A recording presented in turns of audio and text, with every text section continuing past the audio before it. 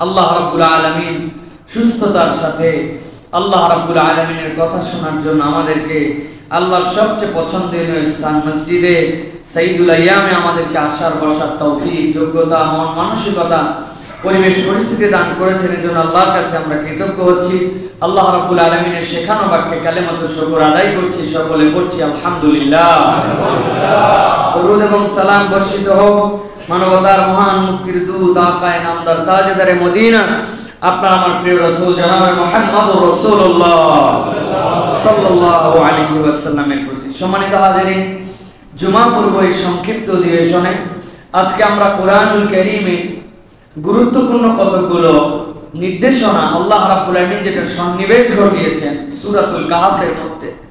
আল্লাহ রাব্বুল আলামিন সূরাতুল কাহফের মধ্যে মানব সভ্যতার জন্য এবং আল্লাহ রাব্বুল আলামিনের পথে, হেদায়েতের পথে অটল অবিচল থাকার জন্য কতগুলো দিক নির্দেশনা কিয়ামত পর্যন্ত উম্মতে মুহাম্মদের জন্য লিপিবদ্ধ করেছেন। যেই নির্দেশনাগুলি আমাদের প্রত্যেকের জীবনের জন্য জরুরি। আমরা জীবনে যে জিজ্ঞাসা করি, যে জিজ্ঞাসাগুলি আমাদের অত্যন্ত গুরুত্বপূর্ণ এবং মনে মনে ভাবি যে এইটা, এই কাজটা, এই বিষয়টি কিভাবে আমার সাথে সম্পৃক্ত হবে, আল্লাহ এরকম 60টি নির্দেশনা তার বান্দাদের জন্য কিয়ামত পর্যন্ত সূরাতুল কাহফের মধ্যে লিপিবদ্ধ করেছেন। সুবহানাল্লাহ। নবী বলেছেন সূরাতুল কাহফ এমন একটি সূরা, কেউ যদি জুমার দিনে এই সূরাটি তেলাওয়াত করে আল্লাহ রাব্বুল আলামিন পরবর্তী জুমা পর্যন্ত এইটা তার জন্য আলোকবর্তিকা বা নূর হিসেবে দান করবেন। এখন জিজ্ঞাসা হতে পারে, একটা সূরা মানুষের জন্য নূর কিভাবে হয়? নূরের দুইটা দিক। এর একটা দিক হচ্ছে এই সূরার মধ্যে আল্লাহ এমন মোরাল পাওয়ার দিয়েছেন যে এটা তেলাওয়াতের দ্বারাই আল্লাহ তার হৃদয়ের মধ্যে এই আলোটা ইনস্টল করবেন। সুবহানাল্লাহ। আপনি মোবাইল চার্জ দিয়েছেন, আপনার একটা ক্যাপাসিটি আছে যে এইটা ব্যাটারি ধারণ করবে 100% ফুল চার্জ, মানে আপনার ওই ধারণটার মধ্যে ঢুকে গেছে। এইটা একটা পাওয়ার। আল্লাহ আমাদের রূহ, অন্তর, এগুলোর মধ্যে আল্লাহর পাওয়ার দিয়েছেন। কেননা কুলির রূহ মিন আমরি রাব্বি, ওইটা আল্লাহ রাব্বুল আলামিন কিভাবে দিবেন, এই নূর কিভাবে আসবে আমার জানা নাই, কিন্তু তেলাওয়াত করবে আল্লাহ এটা দিবেন। আর দ্বিতীয়ত, এইটার মধ্যে তো আল্লাহ এরকম কোনো আজব কথা বলে দেন নাই যেটা আমার বোধের বাহিরে, বরং আল্লাহ চিন্তাশীলদের জন্য আমাদের দিক নির্দেশনা দিয়েছেন। কেউ যদি ভেবে ভেবে এই বিষয়গুলি হৃদয়ে ধারণ করে তাহলে ওই ভাবনার বিষয়গুলি তার আগামী সপ্তাহ পর্যন্ত হেদায়েত হয়ে থাকবে। এই জন্য আল্লাহ এটাকে নূর বলছেন। সুবহানাল্লাহ। নবীজির কাছে আসছিল 3টা জিজ্ঞাসা নিয়ে, যে বলো পৃথিবীব্যাপী রাজত্ব করেছে এরকম একজন মহারাজা, তার ব্যাপারে তোমার কি ধারণা আছে? কাহাফওয়ালাদের ব্যাপারে তোমার ধারণা কি? রূহের ব্যাপারে তোমার ধারণা কি? নবীজি থেমে গেছেন। আল্লাহর পক্ষ থেকে ওহী আসার পরে ভেবে চিনতে আল্লাহ যেভাবে বলতে বলেছেন এইভাবে জানিয়েছেন। ইহুদিদের মুখ বন্ধ হয়ে গিয়েছিল। ইহুদিরা বুঝেছিল নিশ্চিত তিনি আল্লাহর পয়গম্বর, আল্লাহর পয়গম্বর ছাড়া এই উত্তর দেওয়ার কারো যোগ্যতা নাই। কিন্তু ওই ইহুদিদের কপালে হেদায়েত জোটে নাই, আর ওই ইহুদিদের বাদে হাজার কোটি মানুষ পরবর্তীতে হেদায়েত পাইছে। সুতরাং হেদায়েত যে কে কিভাবে পাবে এটা আল্লাহ রাব্বুল আলামিন ছাড়া কারো দ্বারা আমাদের দুনিয়ায় বলা সম্ভব নয়। আল্লাহ আমাদেরকে বোঝার তৌফিক দান করেন। এটা বন্ধ করে দেন, এই সেট অফ করে দেন, বসেন, বসে করেন।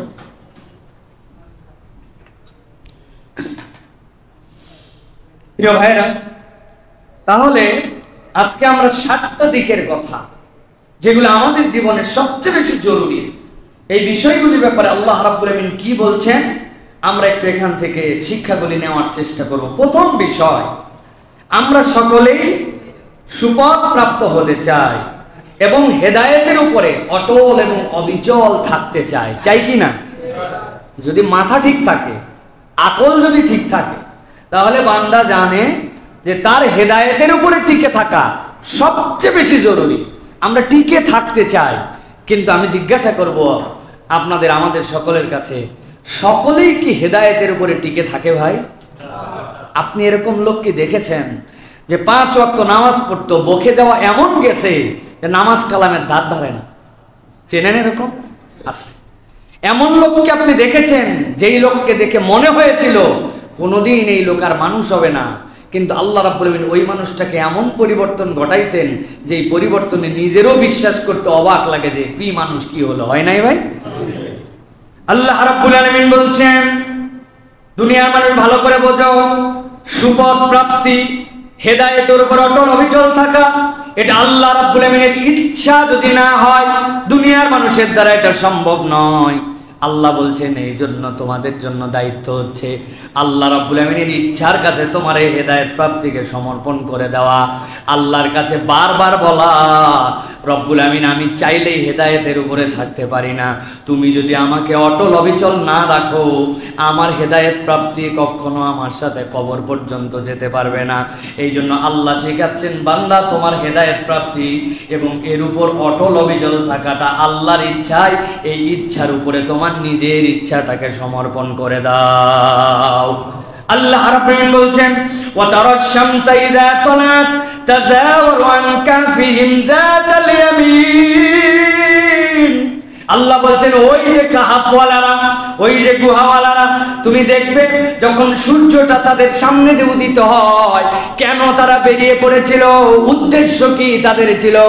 দুনিয়ার স্বার্থ অনুযায়ী যেই বাদশার অধীনে তারা ছিল, তার হুকুম যদি মেনে নিত তারা জগতের মধ্যেও সম্মানিত হতো, পরিবার পরিজনের কাছেও তারা খুব ছোট পরিবারের মানুষ ছিল না, প্রত্যেকের ব্যক্তিত্ব ছিল, কিন্তু আল্লাহর জন্য হেদায়েত নিজেদের উপরে না নিয়ে আল্লাহর উপরে সমর্পণ করে দিয়েছে। দেওয়ার পরে যেই না বেরিয়ে গেছে, আল্লাহ বলছেন আমি রব্বুল আমিন তাদেরকে এমন এক জায়গায় আশ্রয় দিলাম, ওই আশ্রয় দেওয়ার জায়গাটাও আল্লাহ রব্বুল আমিনের পক্ষ থেকে সিলেক্টেড এবং বিস্ময়কর। এরকম নয় মন চেয়েছে এক জায়গায় ঢুকে গেছে, শত শত গুহা ছিল, কিন্তু আল্লাহ বলছেন এমন গুহার মধ্যে ঢুকলো, যাতাল ইয়ামিন ওয়া ইযা গরাবাত তাকরিদুহুম যাতাশ শিমাল ওয়া হুম ফি ফাজওয়াতিন মিনহু যালিকা মিন আয়াতিল্লাহ। আবার আল্লাহ বলছেন ও দুনিয়ার মানুষ, সূর্য যখন উঠবে এমন ভাবে তাদের পাশ দিয়ে ডান পাশ অতিক্রম করে যায়, আবার যখন সূর্য ডুবে যায় গুহাটা এমন ভাবে বাম পাশ অতিক্রম করে যায়, সরাসরি যদি বুকে লাগতো মুখে লাগতো তাইলেও টিকতো না, আবার যদি সূর্য না লাগতো তাও টিকতো না, আবার শুধু যদি ডান পাশে লাগতো তাও টিকতো না, আবার যদি শুধু বাম পাশে লাগতো তাও টিকতো না। আল্লাহ বলছেন মনে করো না ওই গুহার মধ্যে নিজেরা পছন্দ করে ঢুকে গেছে। আল্লাহ বলছেন এমন ভাবে শোয়াইছেন রব্বুল আলামিন, সূর্য উঠলেও এক পাশ দিয়ে যায়, নামার সময় আরেক পাশ দিয়ে যায়, কাজ তাদেরকে পরিবর্তন করতে হয় না, রব্বুল আমিন নিজ ইচ্ছায় তাদেরকে কাজ পরিবর্তন করায়া দেন। আল্লাহ রব্বুল আমিন বলছেন যালিকা মিন আয়াতিল্লাহ মান ইয়াহদিল্লাহু ফাহুয়াল মুহতাদ ওয়া মান ইউদ্লিল ফালান তাজিদ লাহু ওয়ালিয়াম মুরশিদা। আল্লাহ বলছেন ও দুনিয়ার মানুষ, আমি একটা ছোট্ট উদাহরণ দিয়ে তোমাদেরকে বুঝাই দিলাম, আল্লাহ যাকে চান তাকে হেদায়েত দেন। সুবহানাল্লাহ। এখন একটু বুঝে বলেন, এই লোকগুলাকে গুহার মধ্যে শোয়াই দিলেন আল্লাহ, সূর্য তাদের ডান দিয়ে যায় বাম দিয়ে যায়, পার্শ্ব পরিবর্তন হয়, এটাই কি আল্লাহর হেদায়েত? হ্যাঁ, এটা আল্লাহর হেদায়েত। আল্লাহর হেদায়েত মানে আল্লাহ তাদেরকে সত্যের উপরে টিকায় রাখবেন জন্য তাদেরকে কেমনে বাঁচায় রাখতে হবে, কতদিন পর্যন্ত দুনিয়ায় টিকায় রাখতে হবে, এই সিদ্ধান্তের মালিক ও আল্লাহ। এর মধ্যে বার্তা আছে, আপনার আমার অনেকের শরীর ভালো, অনেকের শরীর খারাপ, অনেকে বলিষ্ঠ, অনেকে অনেক বেশি শারীরিকভাবে সবল নয়, বিভিন্ন প্রক্রিয়ার মানুষ আছে। আল্লাহ বুঝাতে চান বান্দা তুমি যদি হেদায়েতের উপরে থাকো, এরপরে তোমার শারীরিক অবকাঠামো, এরপরে তোমার মানসিক অবস্থা, অর্থনৈতিক অবস্থা, তোমার যেটাই থাকুক না কেন, তোমার হেদায়েত যদি মকসুদ হয়, বাকি বিষয়গুলা যেরকম তোমার চোখে হোক না কেন এটা আপেক্ষিক দেখা। আল্লাহ রব্বুল আলামিন কোনটা তোমার জন্য হলে ঠিক হবে এইটার ব্যবস্থাও করার দায়িত্ব আল্লাহ রব্বুল আলামিনের। সুবহানাল্লাহ। আমি বুঝি না, এই জন্য দোয়ার ক্ষেত্রে একটা নির্দেশনা আছে, ভালো করে এই বার্তাটা অন্তরের মধ্যে গেঁথে নেন। আমরা আল্লাহর কাছে দোয়া করি, কিন্তু দোয়ার মধ্যে দুইটা জিনিস মনে রাখতে হবে।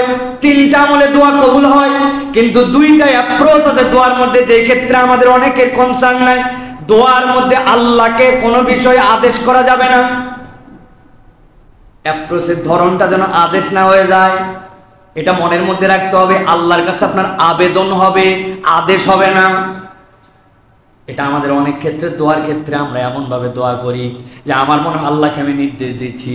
আর 2 নম্বর, আমি যেটাই কামনা করি হৃদয়ের মধ্যে বিশ্বাস রাখতে হবে আমার কামনাতেও আমার ভুল হতে পারে, কিন্তু আমার দেওয়া না দেওয়াতে আল্লাহ রাব্বুল আলামিনের কোনো ভুল নাই।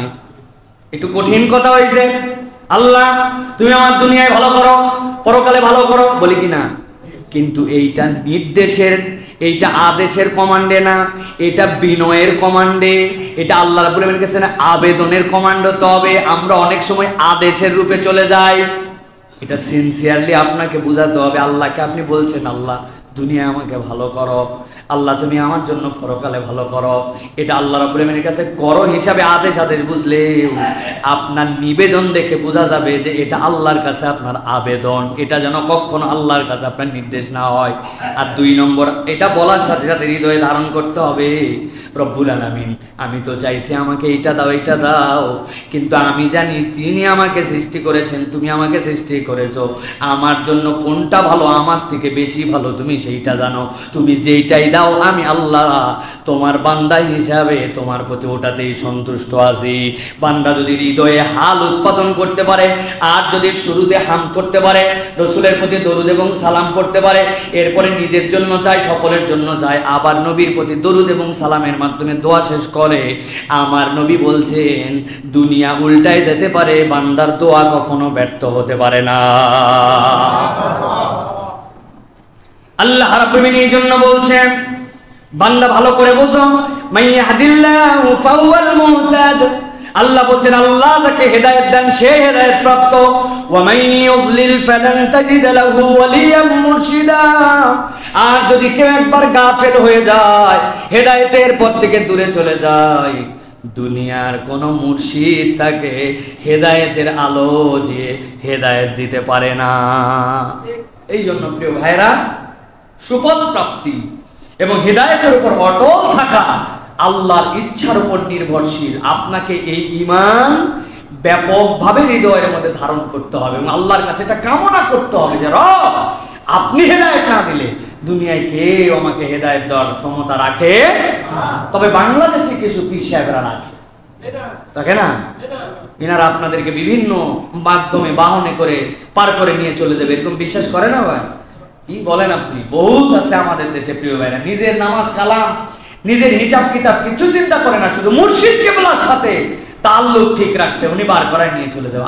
আরে এত বড় বেকুবের দল আমাদের দেশে। আল্লাহ রাব্বুল আলামিন আমাদেরকে হেদায়েত দান করে বলেন আল্লাহুম্মা আমিন। দুনিয়ার সবচেয়ে বড় বেকুব সে ঈমান বুঝে না। যে অনেক বেকুবি আছে মানুষের, যেগুলো বেকুবি নরমাল মানের বেকুবি, কিন্তু আপনার ঈমান যদি না থাকে এর থেকে বড় বেকুব আর আল্লাহর জমিনে আর একটাও নেই, একটাও নেই। আপনি বলবেন, মাঝে মাঝে তো আমি গল্প করে বলি যে অমুকের কথায় তমুকের কথায় আমরা মূর্খ সুরক্ষ মানুষ ছিলাম, অতএব আমাদের আর কি করণীয় ছিল, আমরা কিছু না বুঝে এগুলা করে ফেলছি। ভাই একটা পাপ, যেই পাপ আপনি বুঝে না বুঝে যেমনে করেন আল্লাহর কাছে ক্ষমা পাওয়ার কোনো আপনার কোন রকম ফাঁক ফকর নাই, সেটা হচ্ছে ইন্না শিরকা লাযুলমুন আযীম। আপনি যদি শিরক করেন তাহলে এটার থেকে আপনাকে আল্লাহর কাছে পানিশড হতেই হবে, এখান থেকে বাঁচার কোনো উপায় নেই। কে আপনার বুদ্ধি দিছিল না দিছিল এগুলো কোনো বুদ্ধিবাদীর কথা চলবে না। বিষ খেয়ে নিলে যেরকম অ্যাকশন শুরু হয়ে যাবে, আপনি নিয়ত ভালো করে খেয়েছেন নাকি না বুঝে খেয়েছেন, নাকি মাসুম বাচ্চা দিছে নাকি উমুকে দিছে, এটা বুঝবে না। ঠিক শিরক হচ্ছে আপনার এরকম বিষ, আপনি এটা খেলে আপনাকে শাস্তি ভোগ করতে হবে। অতএব ঈমান মজবুত করতে হবে, হেদায়েতের উপর অটল এবং অবিচল থাকার জন্য আমাদেরকে প্রাণান্তকর চেষ্টা করতে হবে। আল্লাহ আমাদেরকে তৌফিক দান করেন, বলেন আল্লাহুম্মা আমিন।